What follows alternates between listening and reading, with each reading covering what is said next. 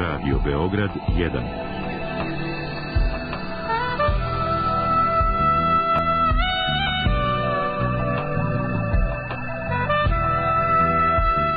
Noćni program. Radio Beograd 1.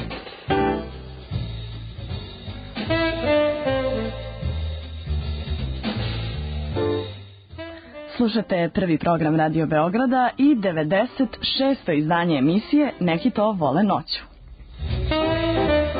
Muzička urednica Bilja Krstić, producentkinja Milena Borčanin, tonski realizator Saša Hajdin, pred mikrofonom Milica Đilas, a naš gost večeras biće vizuelni umetnik, scenograf i vanredni profesor na Fakultetu za umetnost i dizajn Stevan Aleksić. Slušajte nas ako volite to noću. Stevane, dobro večer i dobro nam došao u naš noćni program. Dobro večer, dobra noć, bolje te našao Milice, hvala ti najlepše što si me zvala. Nema na čemu. Uvek ću se rado odazvati. I mi ćemo te uvek rado pozvati i nadam se da će ovo gostovanje biti na obostrano zadovoljstvo, zapravo sigurna sam, jer povod za naš večerašnji razgovor je književno veče Čitaj me uživo. Ti si, pa ne možemo reći, malo čas stigao sa ove književne večeri, tako ali je. U svakom slučaju to se desilo danas, zapravo sad već juče. Tačno, sad već juče, da. U 19 časova. Već je stara informacija, da. Tako je, u kući Đure Jakšića. Tako kako je bilo i pod naslov ove književne večeri je svoje neobjavljena dela kazuju. Tako je, neobjavljena. Ja u suštini stvarno sam se iznenadio kad su me zvali, naravno ovo je prvo čitanje u javnosti tih mojih pisanija, priča koje zapravo nastaju već duže vreme i naravno velika mi je bila čast, zanimljivo iskustvo. Dosta dobro broj ljudi se odazvao i moram priznati, prijelo mi je, pošto ja u stvari volim da čitam, a eto kao bavim se malo i glumom, pa sam onda pokušao na što zanimljiviji način da to interpretiram. Mislim da se posetiocima dopalo. To je zapravo bilo čitanje neobjavljenih dela. Jeste, čitanje neobjavljenih dela, tako je. Naslov književne večeri bio je Čitaj me uživo, a pored tebe ko je još bio na književnoj večeri, ko je čitao uživo? Dušan Maljković i Tamara Krstić, naravno bilo mi je velika čast biti u njihovom društvu i moram da se zahvalim i gospođi Marinšek koja me pozvala, naravno koja je glavno i odgovorna tamo za organizaciju književnih večeri, tako da se radujem, naravno ako me budu zvali ponovo rado ću se i tamo odazvati jer ima dosta toga da se pročita, naravno lepo je prisjetiti se tih nekih, moramo reći, dobrih starih vremena, pošto neminovno to i jesu bila dobra. O kom vremenu govorimo? O vremenu našem dobro poznatom, dobro generacijski, do početka razaranja na ovim prostorima na Balkanu, dakle naše kratko srećno detinjstvo. Važno je napomenuti da je ovo društvo u kom si ti večeras bio zaista značajno i da su zapravo to ljudi koji se bave književnošću, a to nije tvoja primarna okupacija, ali si se ipak našao tu. Tamara Krstić je književni kritičar i članica Ninovog žirija, a Dušan Maljković je književnik i filozof. Kako je stajati uz ta imena? Moram ti priznati, bilo je male treme, tako da naravno razlikuje se dosta pristupi, naravno moje nekako kaporovski, laganiji, naravno narod, ja mislim da je vrlo dobro shvatio šta hoću, ali to je, ja sam u suštini čovjek vizuelac, dakle zapravo i sve ono što radim u proteklih par godina unazad jeste omaž tom dobrom starom vremenu i jugoslovenskoj kinematografiji i produktima toga vremena, sve ono što je bilo meni vrlo upečatljivo. Tako da su i ovi tekstovi negde sada, to nije slika, sada je ovo reč, tako da sam pokušao da nekako približim zapravo šta to meni nedostaje i zašto sam nostalgičar, jugonostalgičar u zdravoj dozi i mislim da to da nisam jedini, da nas ima zaista mnogo. Inače bismo tek na kraju emisije i na kraju intervjua sa gostom saznali ko je gost godište, ali s obzirom da ti upravo govoriš o nekoj nostalgiji i o prošlom vremenu, možeš i da nam kažeš koliko si ti godina imao kada se ta mislim da ću morati da vam otkrijem. Da. Pa ja sam 81. godište. Dakle, šta je to zanimljivo? To je da čega se sećaš ti? Pa to je nevjerovatna stvar. Ja ne znam kako, ja imam tu neku ludu sposobnost. Ja se sećam svega od svoje 3. godine. Zaista svega. Ne samo mirisa, ukusa, atmosfera, sećam se izgovorenih rečenica, mimika tih ljudi, događaja, i to je zanimljivo što pokušam zaista to da na papir stavimo onako kako jeste bilo. Nema tu nekog maštanja i izmišljanja, sve to što smo mi prošli kao klinci i naravno do početka raspada Jugoslavije. Dakle, to je, zato kažem, kratak, ali sladak period koji, evo, do današnjeg mi vučemo to kako je bilo valjano, kako je bilo sjajno. Jeste, naravno, mislim, okej, ne možemo reći 100% da je baš sve funkcionisalo idealno. Te neke nama bitne, klincima tada stvari, bile su neponovljive i žao mi je što današnja deca, klinci to ne mogu naravno da iskuse. A moram da kažem da je većinu stvari što je zabeleženo naravno u mojim tekstima, za većinu stvari je kriva i Radio-televizija Beograd, je li tako? A zašto? Zato što su to ta vremena koja su naravno plasirala dobar školski program, dobar program uopšte, dobre letnje bioskope, dobre zimske bioskope.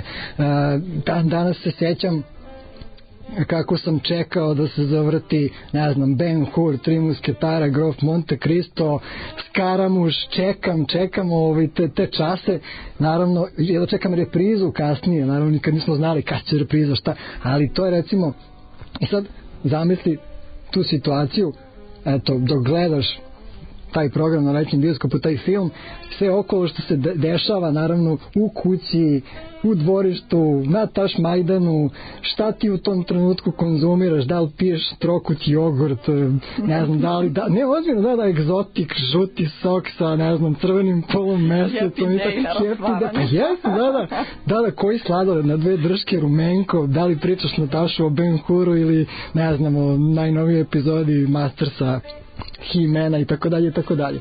Da li je bila sinhronizacija ne znam, na srpskom, na hrvatskom, Bosna i Hercegovina, tako da sve je to vrlo onako blestavo, izmiksovano i vrlo, vrlo snažno u sećanju.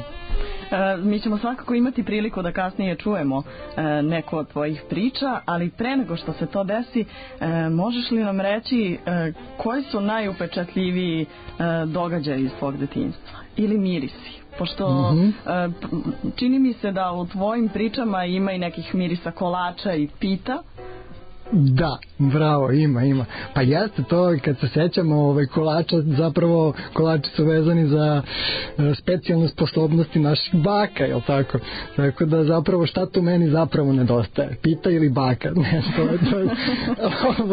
ali upravo si, nedostaju mi nekadašnje beogradske poslastičarnice kojih više nema, ne znam, čuvani neki kolači toga doba, krempite, šampite, odmah čim kažem šampitu setim se serije Babino unuče i Rade Savićević koja vodi klinca i koji je osuđen na to da ždere te šampite konstantno dok ne umre, to je ono vrlo zanimljivo, znaš, i to ti ostane, pa onda se tebi jede šampita i onda su nas vodili roditelji u poslastičarnice kao, ne znam, zlata i dalje opstaje, ali pelivanje tu, tako da ti neki i mirisi vezani kada kročiš u poslastičarnicu, šta si smeo, šta nisi smeo, tad nismo smeli konzumiramo odmah sladoled, nego prvo šlag u običnom kornetu dok se ne navikne grlo, pa onda polako, pa da, pa jeste, to su.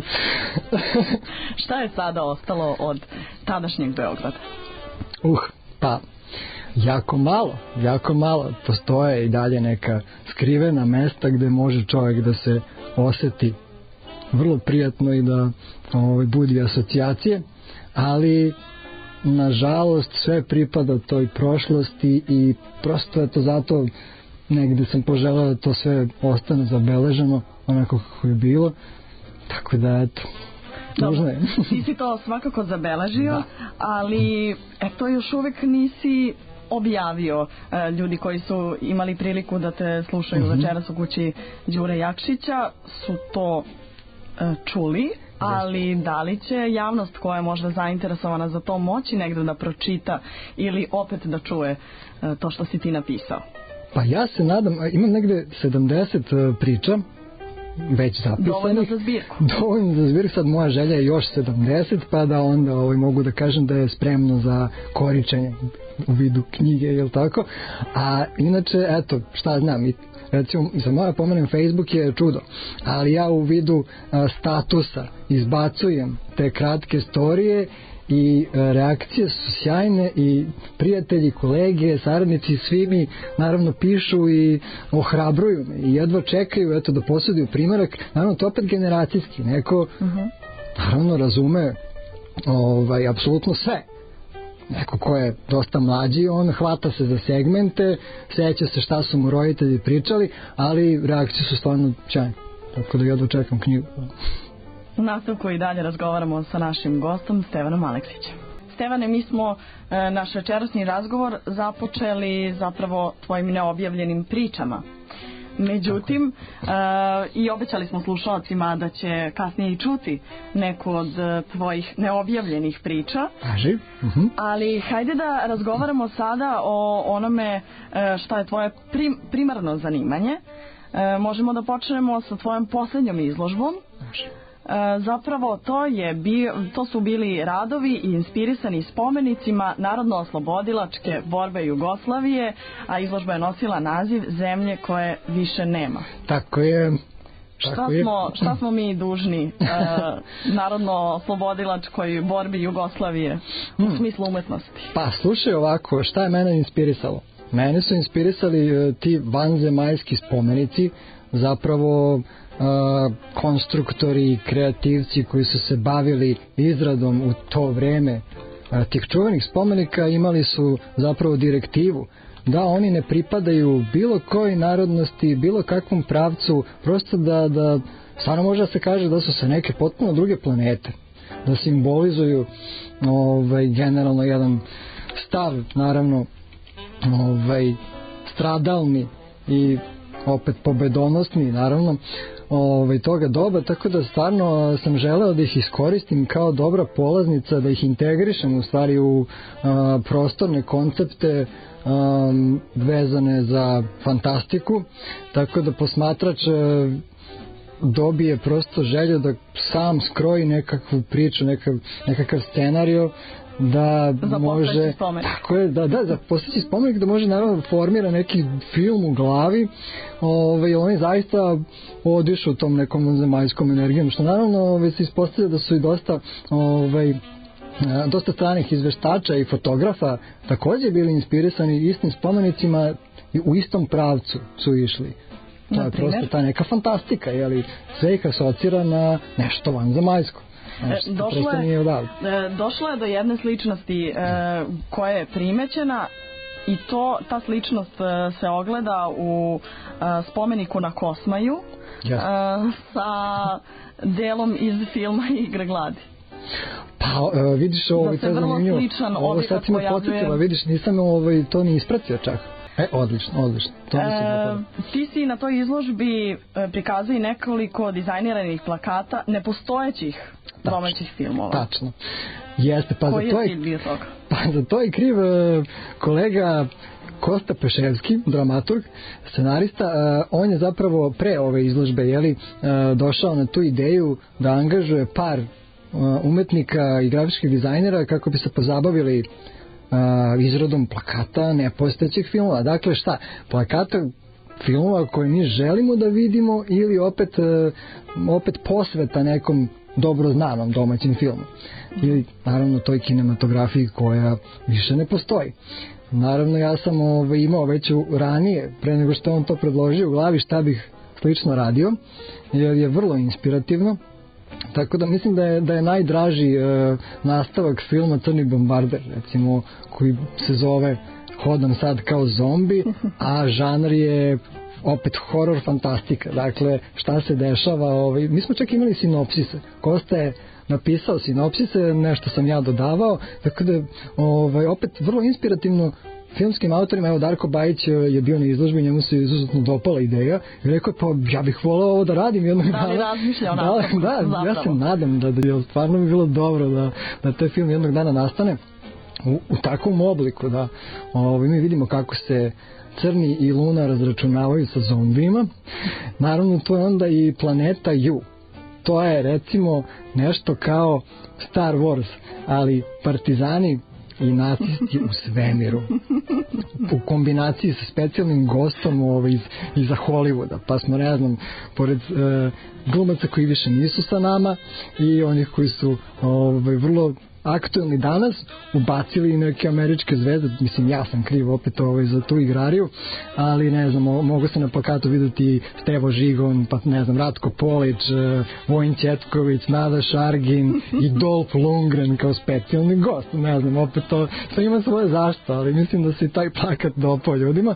Ili nastavak filma Kako je propao rock'n'roll, pa ne znam, radio sam recimo Disco Ninja.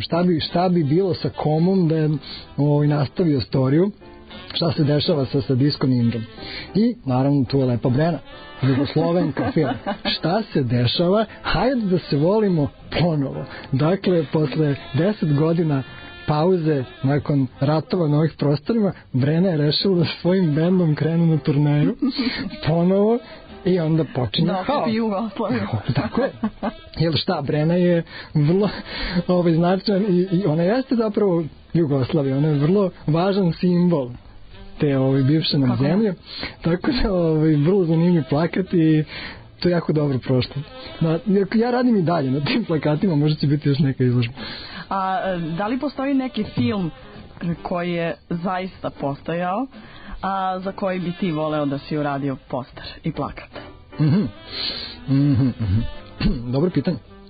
Pa vidi ovako, ajde, ne znam, ja zasigurno bih radio plakat za Otpisane. Da, recimo u to vreme da su me angažovali. Koga više voliš? Ko je bolji, Tihi ili Prle? A pa to ne, molim te, Milice, hej, nećemo sad tako. Bili bi zastupljeni obojica, naravno. Ne bi to primata bilo. A od stranih filmova? Od stranih filmova. Naravno, Blade Runner. Moje sveto pismo.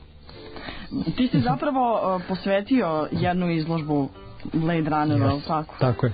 Zbog čega Blade Runner ima toliko važnu ulogu u tvom stvaranju i životu? Pa, znaš kako, zbog Blade Runner, da, pa, on nije u stvari važan samo meni. On je u stvari sveto pismo svakom ozbiljnom filmadži iz dosta razloga. Što zbog opredeljenosti i stava Ridleya Scotta, reditelja, da prosto ne odstupa od svojih nekih principa, da taj film privede kraju onako kako ga je zamislio, ništa mu nije moglo stati na put pored hiljade i hiljade problema. Zatim, meni kao scenografu vrlo bitna stavka scenografija filma je apsolutno izgrađena u studiju. Tu su bile i makete i dekor koji je mnogo tada koštao, teški uslovi za glumce, izuzetan casting, Harrison Ford, Rutger Hauer, Daryl Hannah, Shane Young, dakle izuzetna ekipa. Pomenuo si da je, to jest objasnio si da je Blade Runner zapravo distopija, a to je mene podstaklo da te pitam da li misliš da je budućnost bliža Orwellovoj, da ćemo biti začaureni, ili Huxleyevoj, da će biti previše svega pa da ćemo se izgubiti u svemu? Pa neka sredina. Zanima me koju scenografiju na srpskom filmu bi ti ocenio kao najbolju? Svi znamo, ako se filmom bavimo, za Miljana Kljakovića Kreku, najvećeg domaćeg scenografa.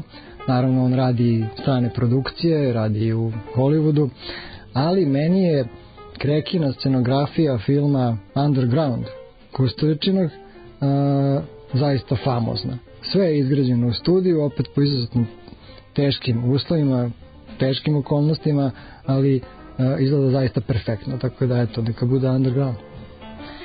Ti si imao već jednu izložbu koja se bavi upravo tim putem od scenarija do vizualizacije, to jest do tih prosto slika kako bi trebalo scena da izgleda u filmu.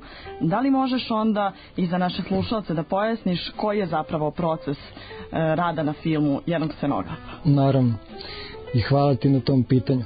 Dakle, scenografija, moram da kažem opet, ajde definiciju, scenografija je kompletna vizualizacija filmskog dela ili pozorišnog dela, televizijskog, ali hajmo sad da se baziramo na filmu. Dakle, scenario, čitanje toga scenarija, razumevanje prostora u kojem se odigrava jedna filmska priča, u prostoru u kojem karakteri dišu, naravno sami karakteri negde dodatno objašnjavaju prostor. Sve ono što vidimo, a da nije glumac, to je naravno dekor koji bitno objašnjava filmsku storiju.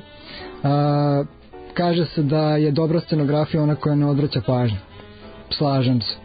Naravno, postoje scenografi koji se trude da svojom scenografijom zaista ukradu film. To je sve u suštini dozvoljeno. Nema tu... sad, nakon čitanja scenarija, scenograf je dužan da uradi prve skice za prvi sastanak sa rediteljem, da reditelju i naravno ekipi bude vrlo jasno kuda se mi krećemo i kakav je to prostor koji će kasnije nastati. Naravno, onda se u dogovoru sa rediteljem usvaja skica koja se dalje razrađuje, to jest ajde više skica, i naravno prave se ozbiljni scenografski crteži toga prostora u perspektivi sa teksturom, rekvizitom, predlogom atmosfere, svetlom. Dakle, oblepi se jedan veliki prostor kao ovaj studio ili jedan hangar velikim brojem crteža i onda naravno dolazi reditelj, tu je scenograf, tu je direktor fotografije, tu je kostimograf. Naravno, scenografija mora da komunicira sa kostimom. Tako da je bliska saradnja scenografa i kostimografa neminovna. Ne sme kostim da odskače, prosto mora da se druži i komunicira vrlo dobro sa dekorom. I naravno direktor fotografije opet je kao jedan treći, to je sve to trojstvo, direktor fotografije, kostimograf, scenograf, koji će naravno to sve usnimiti i adekvatno osvetliti.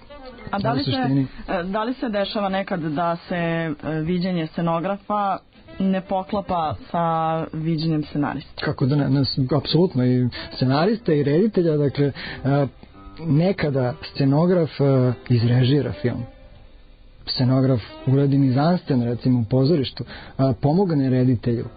Reditelj je inspirisan recimo skicama, prostorom i prosto u tom hodu on menja svoju režiju. A sve dok se ne dovede, naravno dok se ne izniveliše kako će to izgledati, to je proces naravno neminovanje i naravno moraju svi da se slože na kraju i onda kreće dekor u izradu, ako se u studiju naravno radi. Postoje opet dve varijante, jedna je odabir lokacija postojećih i gradnja u studiju.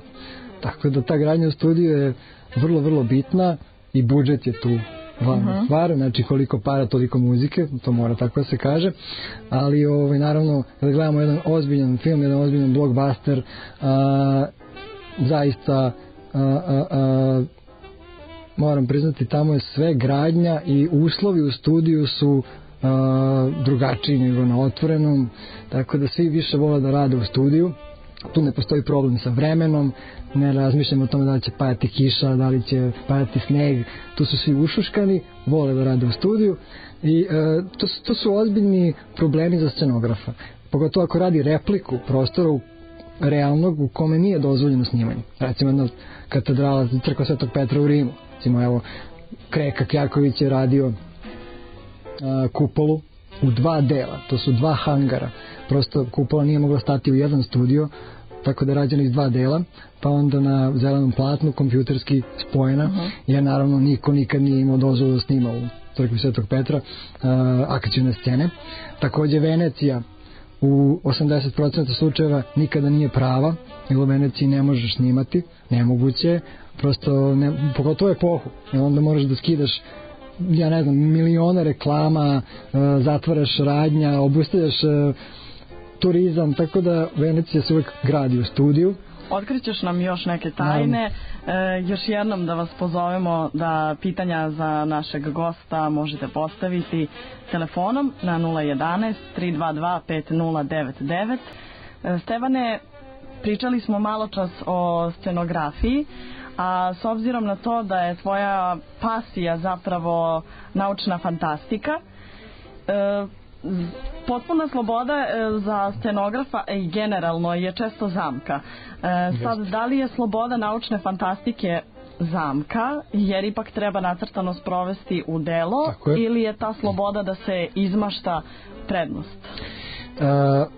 Slušaj, odlično pitanje i nešto što se i na fakultetu izučava. Dakle, studenti imaju isto mogućnost da rade naučnu fantastiku, da dobiju takav scenariju i naravno kroz taj izazov stiče se sposobnost opet dobrog balansa.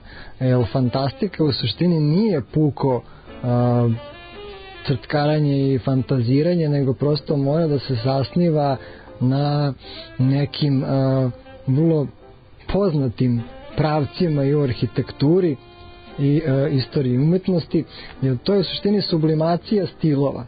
Kako to scenograf mudro dovede do stadijuma da izgleda vrlo fantastično, vanzemaljsko, to jeste umetnost. Dakle, šta on uzima, šta to spaja, kako i na koji način razmišlja o tome da li to može da se izgradi, kako tu akteri funkcionišu, to se naravno vrlo pažljivo planira.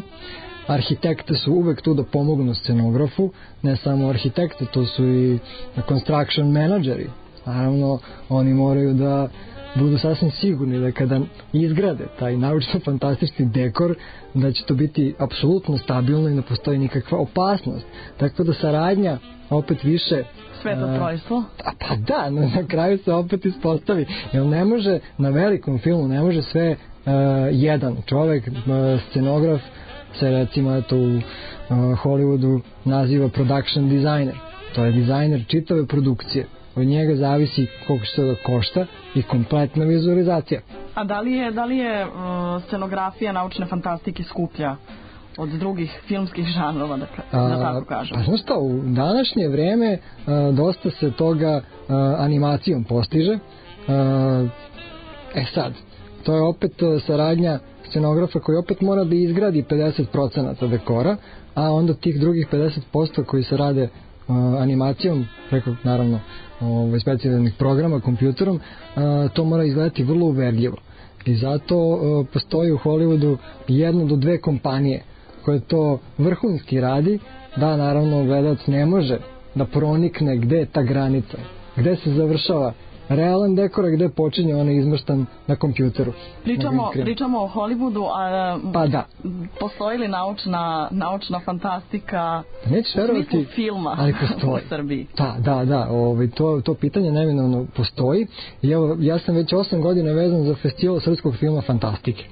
I moram priznati, čitava Srbija, znači toliko je mesta u Srbiji gde postoje grupe entuzijasta koje snimaju kratke forme, horor filmove, šalju na naš festival, stižu filmovi naravno iz inostranstva, imamo specijalne goste, ali taj žanar zapravo pruža dosta toga. Prosto može i grupa entuzijasta, ne znam, iz Kladova da napravi jedan horor film, lokalna legenda je u pitanju, momci se recimo uhvate za to, naprave film, pošle na festival i taj film je izuzetan.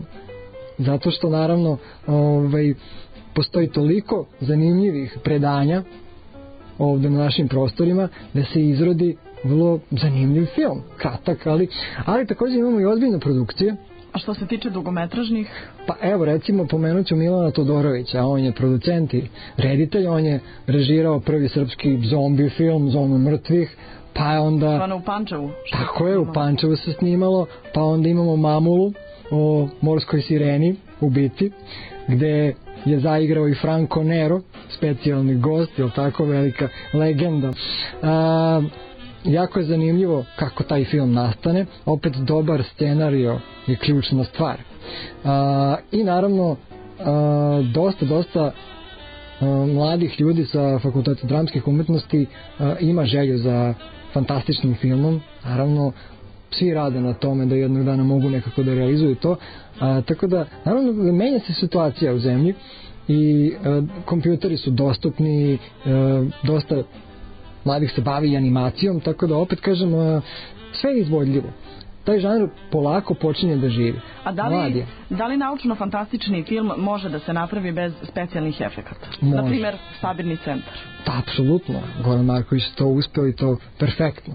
Evo, do dana današnjeg taj film je izuzetno bitan u našoj kinematografiji. Opet kažem, scenario, bitna stvar. Eto, tako da, naravno, to je izazov svim mladim scenaristima kako eventualno se uhvati u koštac.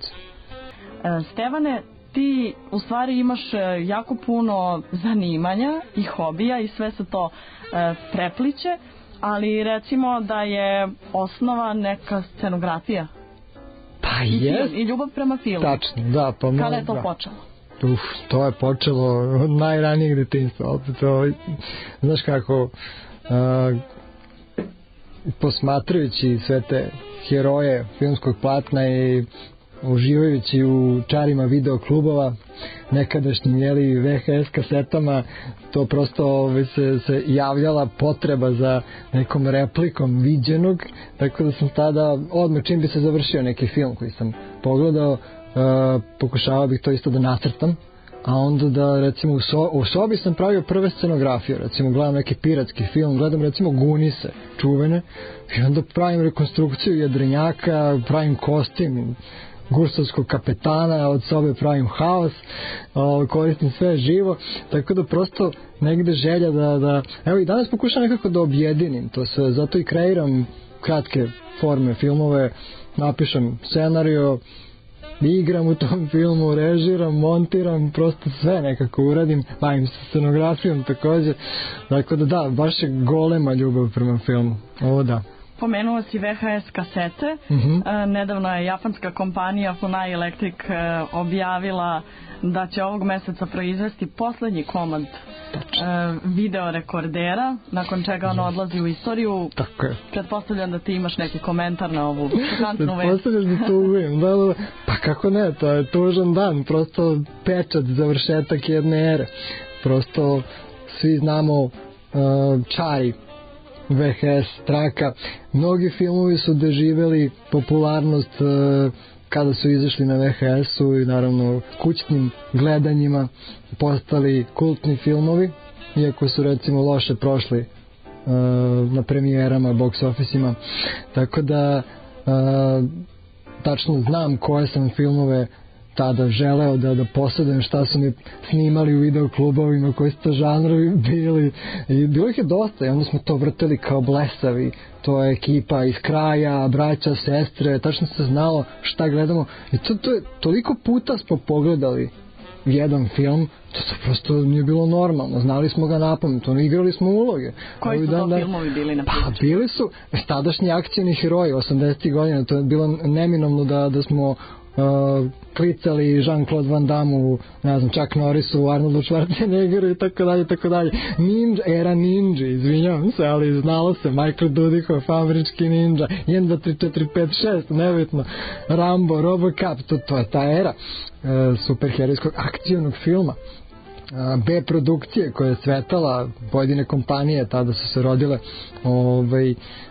kao što je Canon Film, recimo Golan Globus produkcija, i to su negde dobri temelji bili za današnje kuće i producente koji su negde shvatili tu formulu koja je bila izuzetna i krenuli stopama Golana i Globusa i tako dalje, ali kažem, pamtim i dalje, ne znam, izuzetne filmove, ne znam, postoje recimo jedan, to niko ne zna, Ljubičasti ljudožder se zvao film, to nikad niko u životu nije čuo za taj film, međutim ja moram kažem, moj videoklub Max, to je riznica zaista, on je posjedovao sve filmove sveta zaista i čovjek je bio pasionirani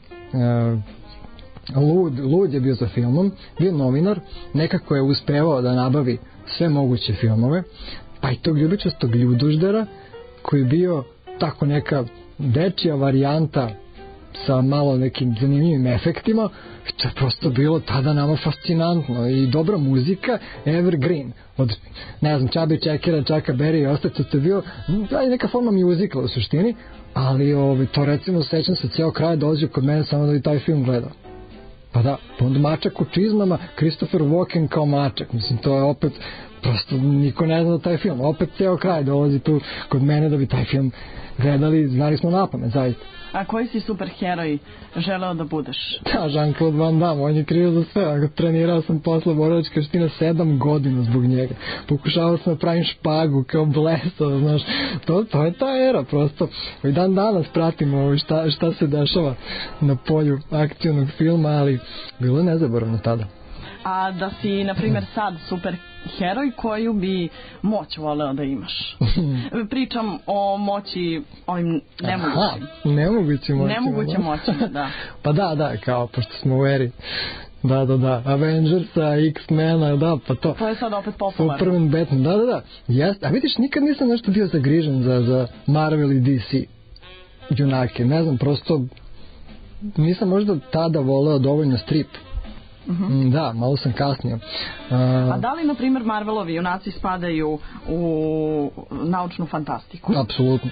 Naravno, Marvelovi junaci su u suštini negde američka potreba da stvori Olimp i bogove.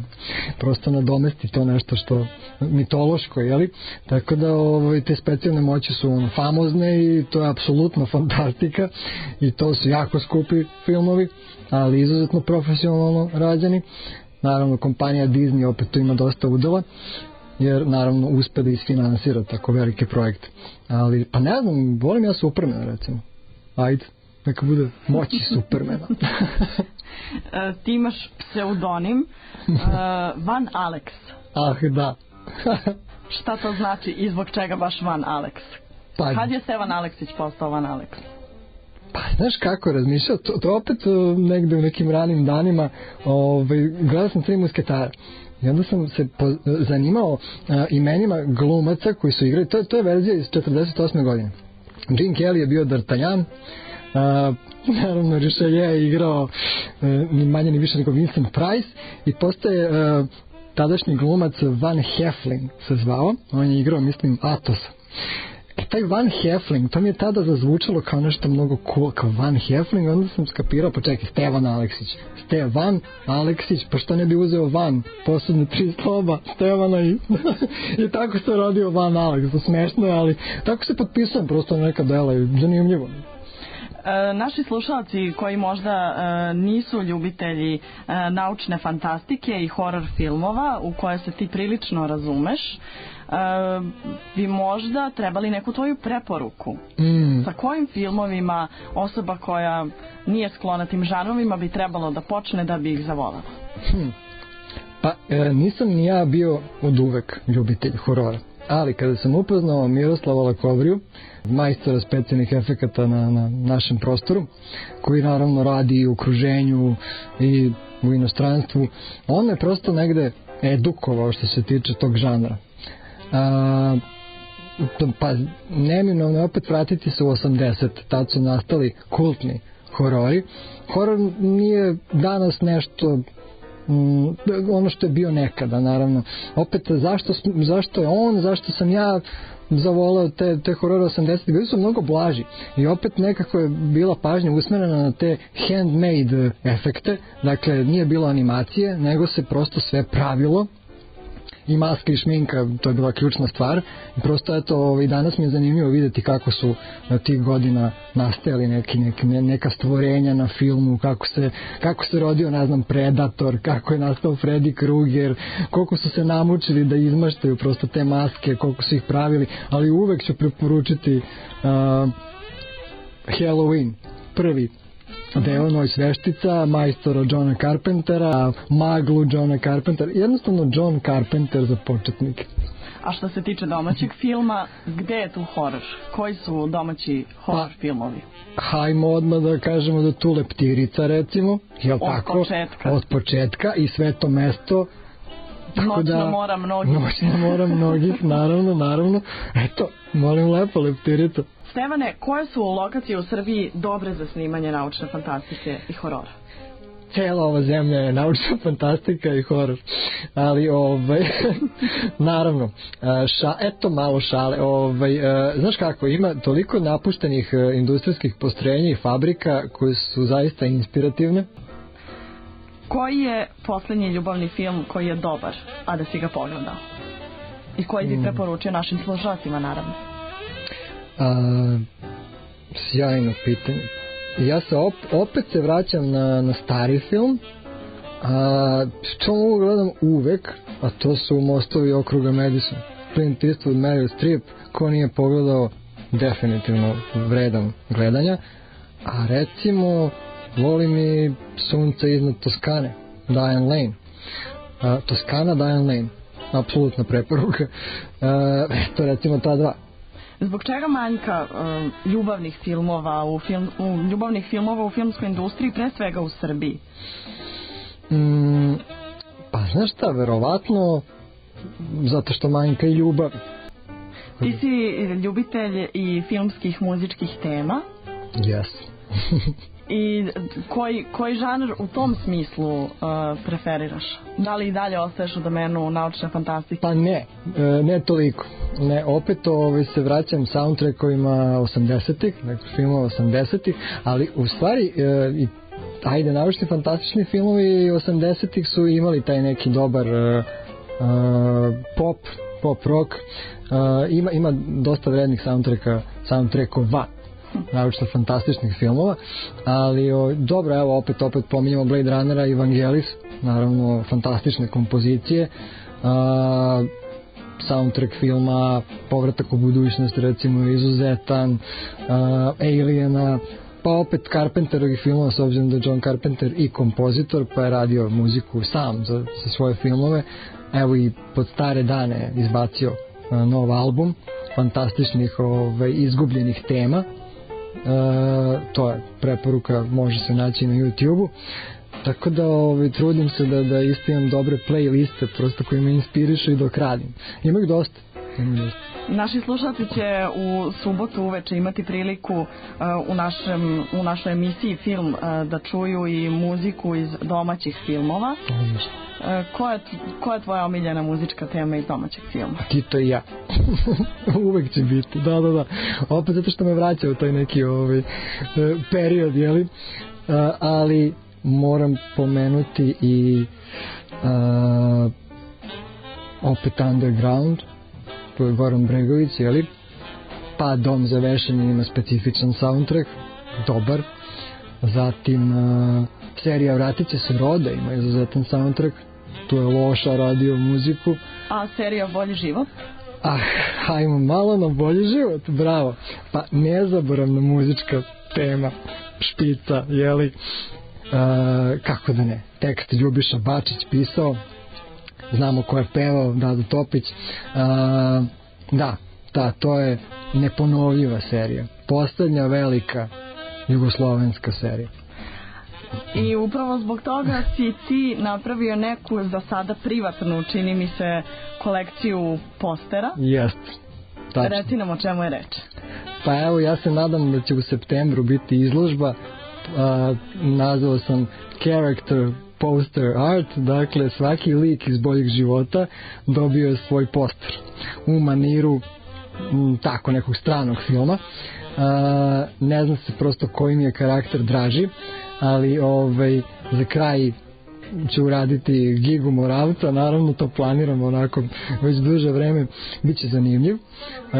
Tako da se nadam onda u septembru da će biti izložba 25 plakata. Eto, posvećena Boljem životu, omaž Boljem životu i fantastičnim glumcima, nekih više nema. Tako da zaista ja izuzetno volim tu seriju i kažem, smatram da je izuzetno valjana.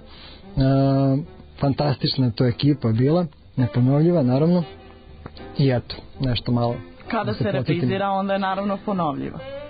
Tačno, da, tačno. A u kom liku boljeg života sebe prepoznaješ? Odlično pitanje. Giga Moravac je negde u svima nama. A prepoznala sam u tvojim fotografijama koje se mogu naći na tvojoj Facebook stranici da postoji velika sličnost između tebe i Dilana Doga. Jeste, tačno, to me prati dosta dugo. Upirili su prstom u mene i govorili hej, pa ti si isti Dilan Dog. Naravno, onda su kolege filmadžije shvatile da mogu da mi iskoriste, tako da sam onda igrao Dilana u par kratkih filmova i u jednom spotu grupe Vibratoru Rikverc za MTV Adriju.